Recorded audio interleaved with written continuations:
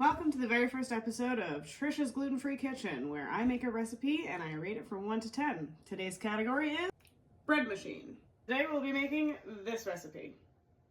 Alright, I have used this bread machine before for gluten-free bread, but I have not made this recipe, so we'll see if it's a success or a failure. Here we go. 3 eggs, wash your paws. 1/4 cup of vegetable oil.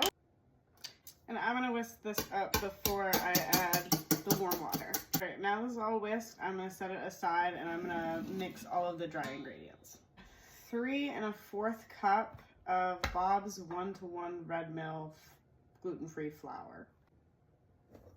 Alright, now that I've got my 3 1/4 cup flour, I'm going to add 3 tablespoons of sugar.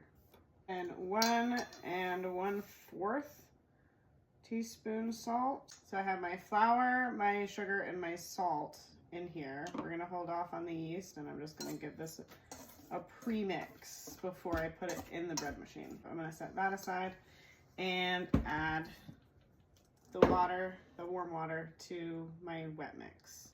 I have mine set to 7, gluten-free, 1.5 pounds, and dark setting. All right, I've added my warm water and I'm gonna add this to the bottom.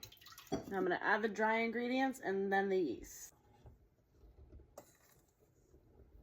Then I'm adding 2 teaspoons of active yeast on top of the flour. And then I'll turn it on. 1 and 2. Close the lid. And start. A few moments later.